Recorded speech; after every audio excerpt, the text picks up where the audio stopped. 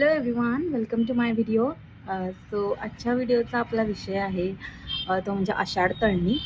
आणि मी ह्या व्हिडिओमध्ये तुम्हाला एक रेसिपी सांगणार आहे, तिखट मिठाच्या पुऱ्या. डिटेलमध्ये रेसिपी सांगणार आहे या व्हिडिओमधून. आणि आषाढ तळणी म्हणजे काय ह्याची पण मी थोडीफार इन्फॉर्मेशन तुम्हाला सांगणार आहे. तर चला आपण आता पहिला रेसिपीला शूट करूया आणि हळूहळू मी तुम्हाला इन्फॉर्मेशन सांगतच. सो सो तिखट मिठाच्या पुऱ्या बनवण्यासाठी साहित्य घेतलेलं आहे मी. गव्हाचं पीठ, ज्वारीचं पीठ, बेसन पीठ आणि बेसिक काय काय घेतलेले आहेत सामान, ते मी तुम्हाला दाखवते, थांबा. सो इथं घेतलेलं आहे मी 7-8 लसणाच्या पकळ्या आणि हे आहेत कोथिंबिरीचे देठ. तुम्हाला जर कोथिंबिरीची पानं घालायची असतील तर तुम्ही ते पण घालू शकता, पण मी देठ घालणार आहे. आणि इथं मी 7-8 मिरच्या घेतलेल्या आहेत, हिरव्या मिरच्या, आणि 1 चमचा जिरं घेतलेलं आहे. आणि ह्या सगळ्याची मी एक भरड करणार आहे, म्हणजे ठेचा टाईप भरड करणार आहे. आणि इथं मी घेतलेलं आहे 2 वाट्या गव्हाचं पीठ, त्याचबरोबर 1 वाटी ज्वारीचं पीठ आणि अर्धी वाटी बेसन पीठ घेतलेलं आहे. आणि भरपूर कोथिंबीर घेतलेली आहे आणि थोडीशी कसुरी मेथी टाकायची आपल्याला त्याच्यामध्ये. सो हे सगळं सामान घेतलं. सो बेसिक जे आहे ना आपलं, हळद, मीठ आणि चटणी वगैरे किंवा गरम मसाला, हे सगळं बेसिक मसाले पण आपल्याला त्याच्यामध्ये टाकायचे आहेत, मी दाखवते तुम्हाला. सो इथे मी एक परात घेतलेली आहे आणि त्याच्यामध्ये सगळ्यात आधी मी घेणार आहे गव्हाचं पीठ 2 वाट्या, त्यानंतर ज्वारीचं पीठ घेतलेलं आहे 1 वाटी आणि अर्धी वाटी बेसन पीठ घेतलेलं आहे. हो, मी ही 3 पिठं घेतलेली आहे. तुम्हाला जर तुमच्या चॉईसनुसार पिठांची बदलाबदल करायची आहे किंवा त्यांचं प्रमाण इकडं तिकडं करायचं आहे कमी जास्त, तर तुम्ही तुमच्या हिशोबाने करू शकता. मी असं प्रमाण घेतलेलं आहे. आता हे सगळं वाटण आहे ते आपण वाटून घ्यायचं आहे.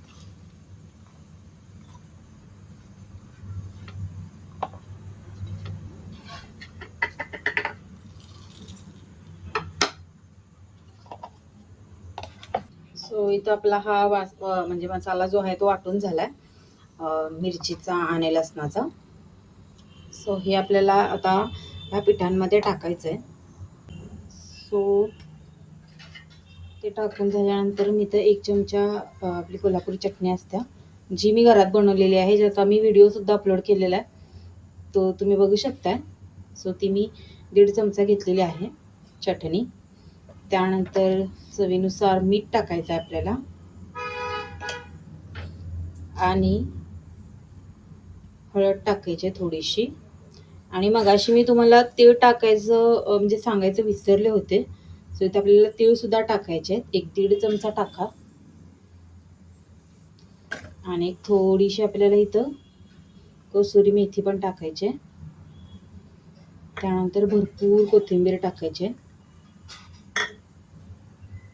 सो आता हे सगळं आपल्याला मिक्स करून घ्यायचं आहे छान.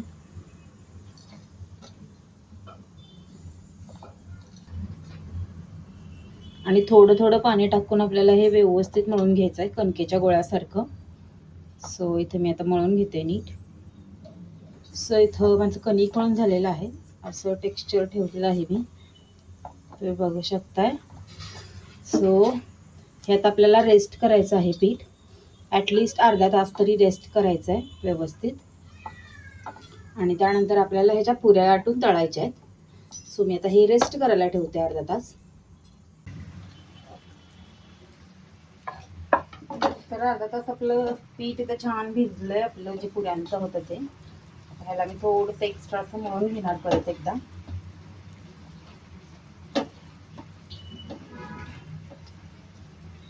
आणि ह्याचा मोठा गोळा करणार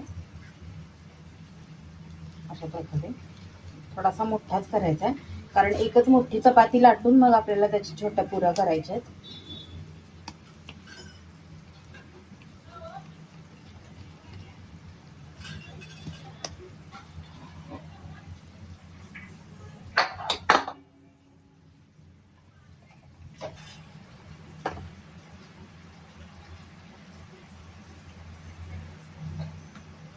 छान असं पिठात बुडवायचं आहे आणि व्यवस्थित लाटून. आपल्या देशामध्ये ना 3 ऋतू असतात आणि 3 ऋतूनुसार वेगवेगळा आहार आपल्या देशामध्ये घेतला जातो. ज्या त्या ऋतूनुसार जो तो आहार घेतल्याने आपलं आरोग्य पण खूप छान राहतं. सो असंच आषाढ महिन्यामध्ये तळलेले पदार्थ खाल्ले जातात. छोटं टोपण वगैरे घेणार एका डब्याचं आणि अशा पुऱ्या पाडून घेणार त्याच्या. साईड बाय साईड इथं मी तेल गरम करायला ठेवलेलं आहे कढईमध्ये. सो हे घेतलेलं आहे मी ढक्कन पुऱ्या पाडण्यासाठी. सो अशा टाईपमध्ये आपल्याला पुऱ्या पाडून घ्यायच्या आहेत. आता नुकताच पावसाळा सुरू झाला आहे आणि आषाढ महिनासुद्धा सुरू झाला आहे आणि आषाढ महिन्यात तळलेले पदार्थ खातात. यालाच आषाढ तळणी असे म्हणतात. आषाढामध्ये खूप वेगवेगळे प्रकारचे तळलेले पदार्थ केले जातात घरोघरी. सो अशा प्रकारे पुऱ्या आपल्या झालेल्या आहेत, म्हणजे लाटून झाल्या आहेत. आता हे आपल्याला साईडला ठेवायचं आहे आणि अशा प्रकारे भरपूर पुऱ्या आपल्याला करून घ्यायच्या आहेत. आता बघा, आषाढ महिन्यात खूप पाऊस पडत असतं, त्यामुळे नदी नाले सगळीकडे पाणी असतं आणि जे आपल्या नळांना पाणी येतं ते दूषित असतं आणि दूषित पाण्याचं सेवन केल्यामुळे आपल्याला शरीराला पण थोडं नुकसान होतं आणि वेगवेगळे आजार होतात पोटाचे वगैरे. सो तेच कमी करण्यासाठी आषाढ महिन्यात तळणीचे पदार्थ खाल्ले जातात, कारण आपल्या शरीराला एक वंगण मिळावं म्हणून. सो ह्या भरपूर प्रकारचे तळणीचे पदार्थ खाल्ले जातात. ह्यालाच आषाढ तळणे असे म्हणतात. पावसाळ्याच्या दिवसामध्ये हवामान खूप थंड असते, त्यामुळं शरीरामध्ये उष्णता टिकून राहण्यासाठी आणि आपलं आरोग्य चांगलं राहण्यासाठी आषाढ महिन्यामध्ये तळलेले पदार्थ केले जातात.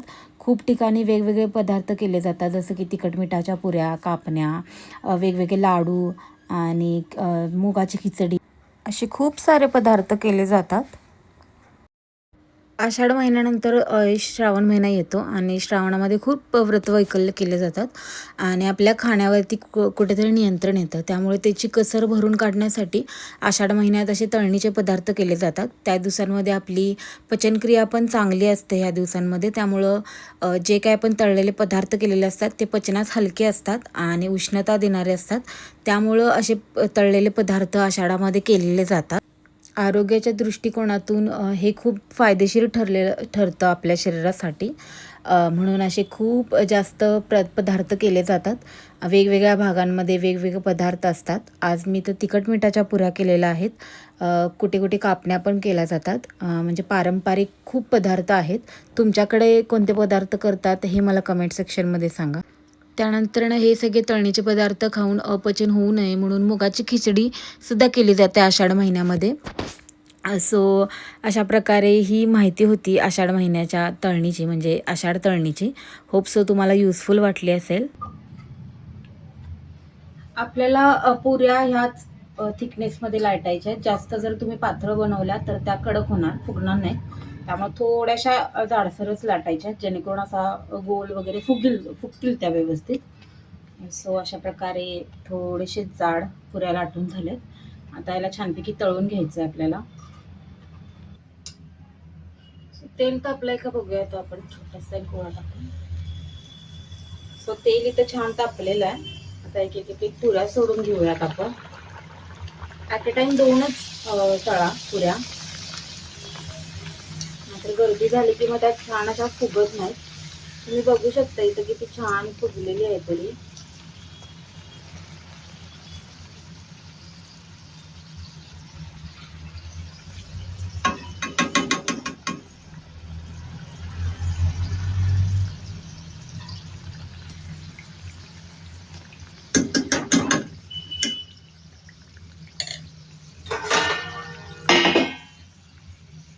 छान खरपूस तळून झालं. तिथं ह्याला काढून घेऊया आपण.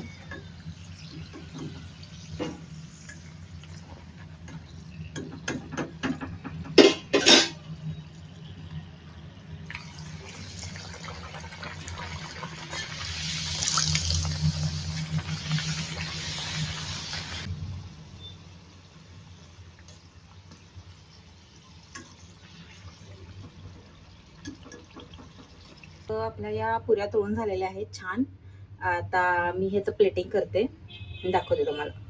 सो अशा छानपैकी खुसखुशीत आणि मस्त अशा तिखट मिठाच्या पुऱ्या आपल्या तयार झालेल्या आहेत. डिटेलमध्ये रेसिपी शेअर केली आहे, तुम्ही सगळ्यांनी नक्की ट्राय करून बघा. सो इथं आपल्या तिखट मिठाच्या पुऱ्या तयार आहेत, छान झालेल्या आहेत. मी आता सागरूकडून पण टेस्टिंग करून घेणार आणि त्याचं रिॲक्शन बघणार. आणि छान अशा झालेल्या आहेत पुऱ्या. तुम्ही ह्याला काळ्या वाटाण्याच्या उसळीसोबत किंवा शेंगदाण्याच्या चटणीसोबत किंवा मग खोबऱ्याच्या चटणीसोबत आणि कशाबरोबर पण तुम्ही खाऊ शकता. आणि ट्रॅव्हलिंगसाठी खूप जास्त म्हणजे युजफुल आहे. 4-5 दिवस ह्या पुऱ्यांना काहीच होत नाही, त्यामुळे ह्या छान राहतात. त्यामुळे ट्रॅव्हलिंगमध्ये तुम्ही ह्याला घेऊन जाऊ शकता इझिली. करायला पण एकदम सोपे आहेत. तुम्ही सगळं बघितलं की सगळे घरातलेच साहित्य होते, असं काहीच बाहेरचं नव्हतं. त्यामुळं करायला पण खूप इझी आहे आणि तुम्ही सगळ्यांनी एकदा नक्की ट्राय करून बघा. सो आषाढमध्ये जे पदार्थ तळले जातात त्यालाच आषाढ तळणी म्हणतात. ज्याच्यामध्ये खूप सारे पदार्थ आपण तळणीचे पदार्थ बनवून खाऊ शकतो. जसं की आज मी तिखट मिठाच्या पुऱ्या बनवल्या. तुम्ही कापण्या बनवू शकता ज्या गव्हाच्या पिठाच्या आणि गुळाच्या बनवतात. खूप साऱ्या अशा रेसिपीज आहेत आषाढमध्ये तळण्यासारख्या. आणि तुम्ही कुठल्या आषाढमध्ये म्हणजे तुम्ही कोणता प्रकार आषाढमध्ये तळलाय हे मला कमेंट्समध्ये सांगा. आणि माझी रेसिपी कशी वाटली आणि तुम्ही नक्की ट्राय करून बघा आणि ट्राय केल्यानंतर कशी झाले हे सुद्धा मला कमेंटमध्ये सांगा. आणि आय होप सो तुम्हाला आषाढ तळणी म्हणजे काय ह्याची छोटीशी माहिती ह्या व्हिडिओमधून तुम्हाला मिळली असेल. सो या थँक्स फॉर वॉचिंग आणि भेटूया नेक्स्ट व्हिडिओमध्ये. व्हिडिओ आवडला असेल तर लाईक करा, शेअर करा आणि सबस्क्राईब करा. बाय.